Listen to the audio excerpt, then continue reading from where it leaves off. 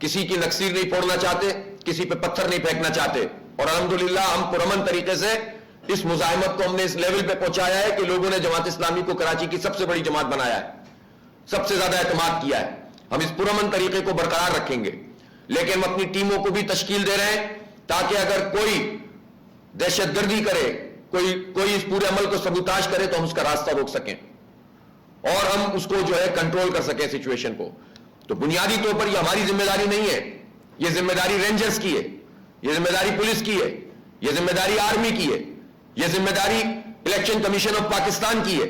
یہ ہماری ذمہ داری نہیں ہے کہ ہم دھاندلی کرنے والوں کو روکیں، یہ ہماری ذمہ داری نہیں ہے کہ ہم جو ہے قبضہ کرنے والوں سے لڑیں۔ تو یہ بنیادی کام رینجرز کا ہے اور ان تمام لا انفورسنگ ایجنسیز کا ہے اور الیکشن کمیشن کا ہے کہ وہ ان کو استعمال کریں۔ اور اگر آپ یہ نہیں کریں گے تو ہم ہاتھ اس طرح اپنے مینڈیٹ کو ضائع تو نہیں ہونے دیں گے، اس طرح ان جاگیرداروں کو اپنے اوپر مسلط تو نہیں ہونے دیں گے، اس کے لیے ہم مزاحمت کریں گے پھر۔ اس لیے معاملات کو وہاں تک نہیں پہنچنا چاہیے، پرامن طریقے سے چیزوں کو ٹھیک ہونا چاہیے اور ہر ادارہ اپنا رول ادا کرے گا، انشاءاللہ کچھ بھی نہیں ہوگا۔ میں عوام سے اپیل کرتا ہوں کہ اتنی بڑی تعداد میں ووٹ ڈالے کہ ساری سازشیں ناکام ہو جائیں۔ آپ اس کو یہ مت سمجھیں کہ ایک یوسی کا ضمنی انتخاب ہو رہا ہے، آپ کے میئر کا تعین کرے گا اور اس کے نتیجے میں کراچی کی جو اتنی سی بارش پاکٹس میں ہوئی ہے، چاہے ابھی دیکھیں نارتھ کراچی، نارتھ ناظم آباد میں اتنی سی بارش میں سڑکیں ٹوٹنا شروع ہو گئی ہیں۔ کل میں بہار کالونی میں گیا ہوا تھا، لیاری میں، جس کو آپ اپنا گھر سمجھتے ہیں، آپ دیکھیں تو صحیح وہاں کیا حال ہوا اتنی تھوڑی سی بارش میں۔ تو اب یہ بارشوں کا جو آگے کا وہ فورکاسٹ آ رہی ہے، اس کے بعد اس شہر کا پھر کیا حال بنے گا؟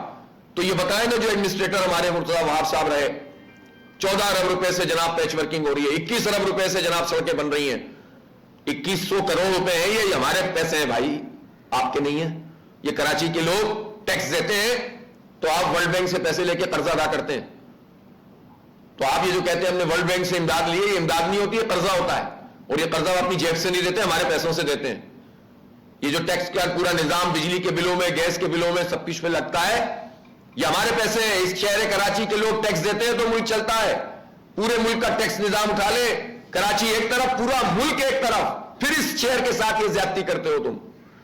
98% صوبہ سندھ کا ریونیو کراچی سے جنریٹ ہوتا ہے، پھر تم اس کے ساتھ یہ سلوک کرتے ہو۔ تو اس لیے وہ کہاں گیا؟ اتنی سی بارش میں سڑکیں ٹوٹنا شروع ہو گئی، اس سے پہلے ہی ٹوٹنا شروع ہو گئی تھی۔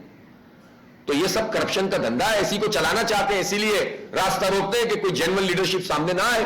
تو کراچی کے عوام ہاتھ پہ ہاتھ دھرے بیٹھے رہے تو پھر یہ مزید ماریں گے، مزید برباد کریں گے، مزید آپ کے بچوں کو ملازمتوں سے محروم کریں گے۔ اپنے حصے کا کام آپ کریں، انشاءاللہ جماعت اسلامی آپ کے ساتھ ہے۔ اپنا ووٹ دیں بھی اور اپنے ووٹ کا تحفظ بھی کریں اپنے مستقبل کے لیے۔ تو میری اپیل ہے کہ تمام لوگ ضمنی انتخاب کو ایک چیلنج سمجھ کر قبول کریں اور بڑی تعداد میں نکلے۔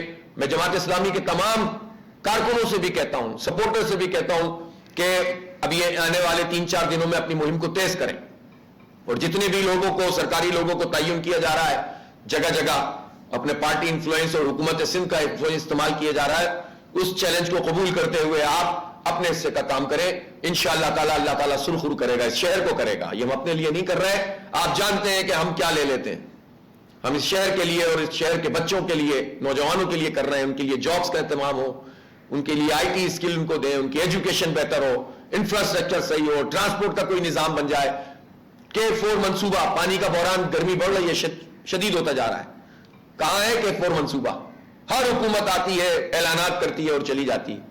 کوئی کہتا ہے 200 ارب سے بنائیں گے، کوئی کہتا ہے 150 ارب سے بنائیں گے، ایلوکیٹ کرتے ہیں 11 ارب 12 ارب 20 ارب دیتے ہیں، اس میں سے 3 ارب روپے، سال میں 3-4 ارب روپے دو گے تو کون سا پروجیکٹ بنے گا؟